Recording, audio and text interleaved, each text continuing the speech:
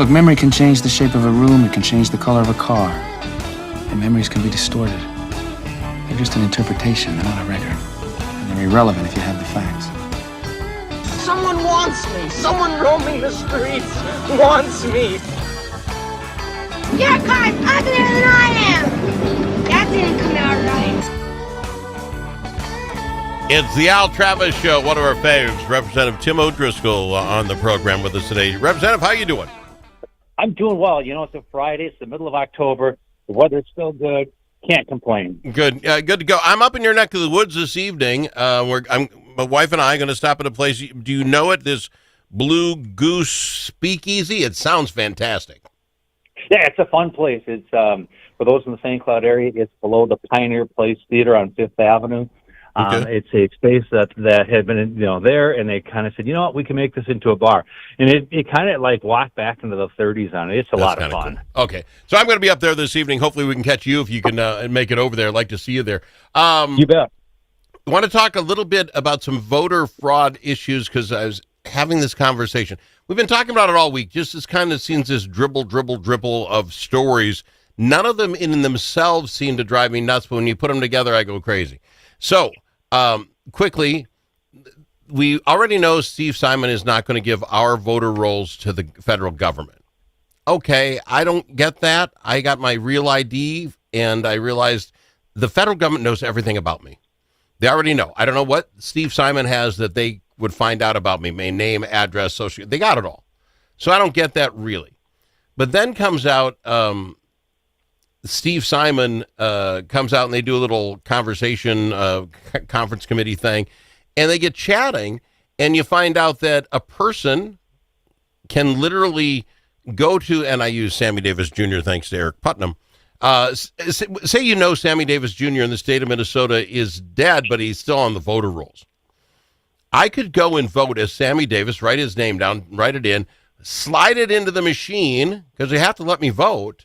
And then later they say, oh, that's right, you're not Sammy Davis, but my vote's already in and they can't get it back out. That seems like the strangest thing of all time. Yeah, there are three things, Al, that the state of Minnesota needs to do that will help us get on top of this voter fraud. And there's another story, by the way, up from northern Minnesota, too, about a woman who had an absentee ballot for her mother, and mother died, and the way they caught the fact that 3 weeks after her death that the ballot was submitted was they put a date on there that she filled out the ballot, which is post her death. So it's really kind of hard to that one should be crime fighting 101, right? See, but that's exactly the point, though, sir. It can't possibly be that easy to just say I'm voting for Ma. She loved Trump and she was a Trump lover, and I know Mom wanted to vote there, so I just sent it in. Is it seriously that easy? And the only way we catch her, she postmarked the date wrong? Well, she didn't postmark it on the date that she signed the ballot, right? That's the date, right? It's like Mom died on Monday, but she found time on before the funeral to vote on Wednesday, right? But my point is, she only got caught because she didn't think about that. She should have put 3 days earlier on it, and then that's my. It can't be that easy, sir. So here are the three Tim O'Driscoll solutions. Number one, we have to become a provisional ballot state. Yep. So if you come in and we're not quite sure, you can file a ballot, but it's going to go in a pile over here until we can verify that in fact you are a citizen and you do have the right to vote. Number two thing that we need to do is in Voter Vault, which is the idea of here's where all the information is and all the voters. What happens is when Al Travis dies, the county and the state of Minnesota and the counties get together and they go, okay, Al Travis passed away. We got to move him from an active to an inactive voter, right? Okay. No reason why he's moving over to the column inactive. Tim O'Driscoll doesn't vote for 5 years. Guess where Tim O'Driscoll ends up? He's inactive. Really? So Al's inactive dead, Tim's inactive non-voting. I will be happy to give Steve Simon money to put another column next to that. Why inactive? Death, didn't vote, so we have some information in which to go on as to why these folks aren't doing it. And then what we do is we are able to track at the county level better where these people are that are in the graveyard. Well, why would we even move him to an inactive, never to be active again? Al died. I'll use your example. Thank you for picking me. Al dies. No reason to put him in the inactive pile. He's never active. Erase him from the polls. His name doesn't exist there, so no one can walk up and say, I'm now active. He's just dead. He's gone. The state issues the death certificate. When they do that, send it to Steve. Your point is well made. Okay, your point is well made on here. But again, I still think there's benefit to tracking who has ever voted in here to fight off and stem off other fraud in the future. So by adding that additional column so we know why you're inactive, I think provides a lot of sunlight on it. Here's a third thing, and this is kind of interesting, that people maybe haven't thought about. Well, I actually have two things now I'm thinking about it. Here's the first one. So another way to be able to stem some of these issues would be if you get a notice, right? You could be a person. Well, let's step back. Folks, where do they get your name for jury duty? They get it from the voting rolls and they get it from the driver's DMV, right? Yep. It is possible that you have a DMV record, right, because you have a license, but you're not eligible to vote because you're here on a green card or on a guest visa or whatever, and you're legally permissible to have a driver's license. So here's a question for you. What happens if, and I'll use myself in the example, Tim O'Driscoll comes here from Ireland on a work visa, and Tim's name comes up to sit on jury duty. Tim's not a U.S. citizen. He's not eligible to sit on the Al Travis jury. Yep. That's going to the court. What happens is if I present myself to the courts and say I'm not of legal age to do this, guess what legal status to do this? Guess what they don't do in the state of Minnesota? They don't go, oh, let's just double check to see if Tim O'Driscoll's on the voting rolls as well. But we're in 2025, and these computer things, you probably have one, right? The Democrats, by the way, stood in front of a logical solution that I just laid out that we would check to make sure that Tim's not on there. You know what their answer was, Al? What? Well, we shouldn't really penalize someone who may want to say that they're not from, a U.S. citizen because they want to be off of jury duty. Well, that's another whole ball game for another whole day of discussion. Let's talk about voter fraud right now because everybody's on top of that. Go ahead, Al. Okay. But this, thank you. No, and I appreciate this. What I don't understand is, except for nefarious reasons, there's no reason we're not, both sides, Democrats and Republicans, on the same thing here. Clean voter rolls are what you need, because here's the story from whatever day, Wednesday. 2 people pled guilty in federal court to being paid to help register voters.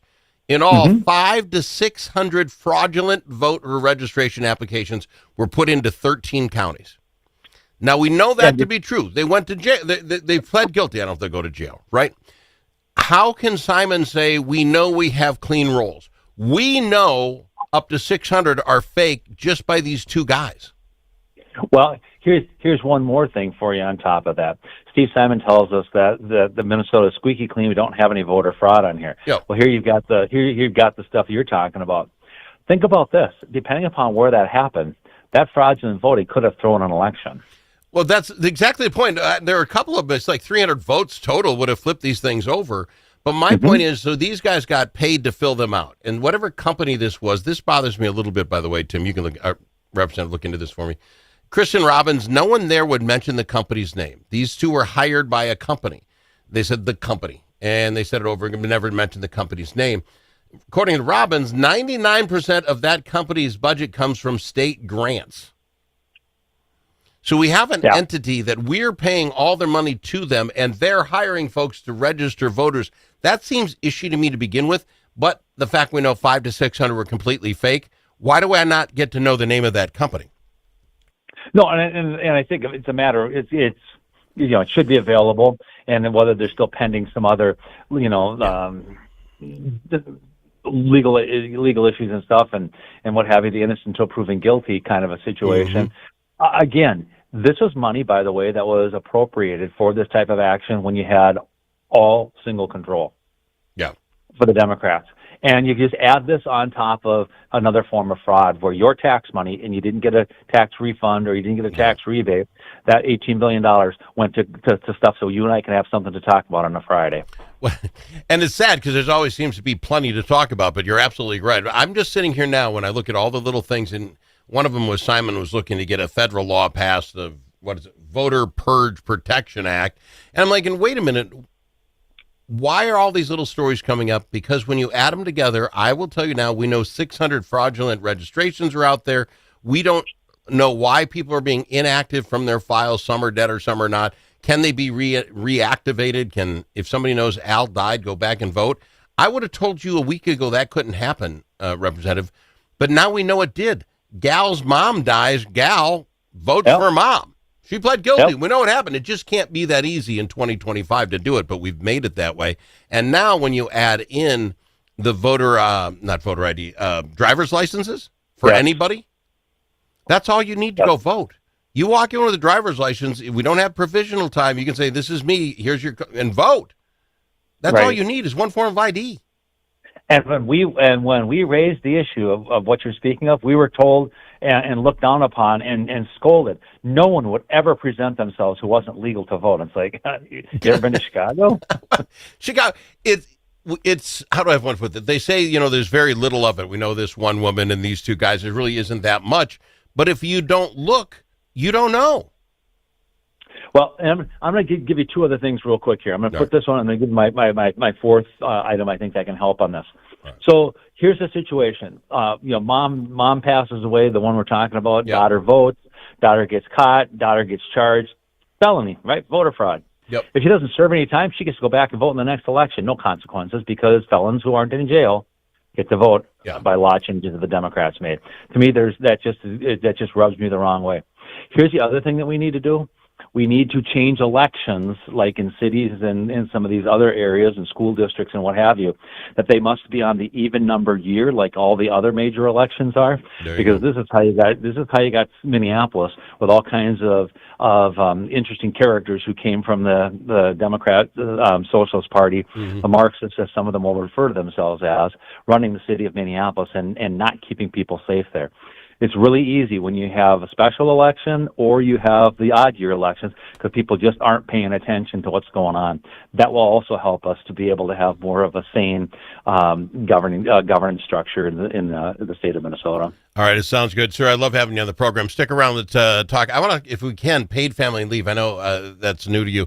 I want to talk some paid family leave story that just came out. That's coming up, and I don't think people even know about it. I've got Representative Tim O'Driscoll. More after this. Tired of one-sided media and divisive noise drowning out your conservative values? Take back the conversation with Braver Angels. Join a grassroots movement to restore civility and find common ground without compromising your principles. As a conservative, your voice matters. Share your perspective on issues like immigration and public health in Red Blue workshops and help rebuild trust in our great nation. Be a leader in depolarizing America. Sign up for free at mn.braverangels.org.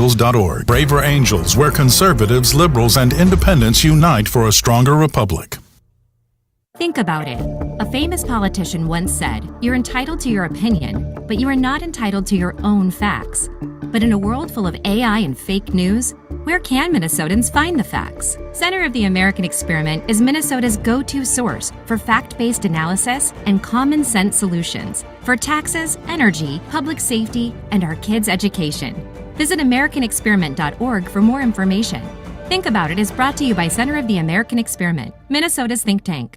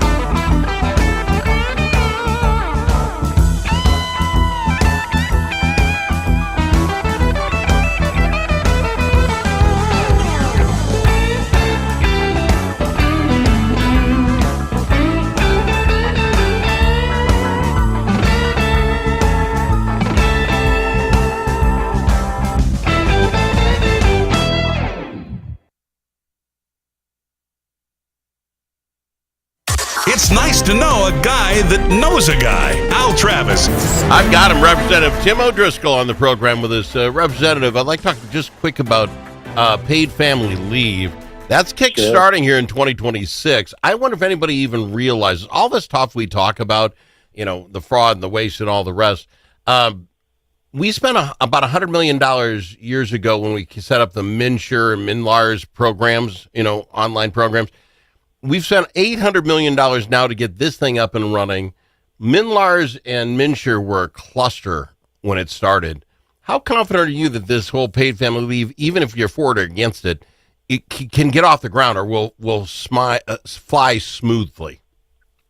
I don't have confidence that the program will fly smoothly because the legislation that put this together had a lot of unanswered questions and a lot of gaps and things, but we were told doesn't matter, has to get done. It's what the people want. It's what we want to give the people. And if employers aren't going to be giving the benefit package that we think they're going to have, we're just going to give it to them through the paid family leave.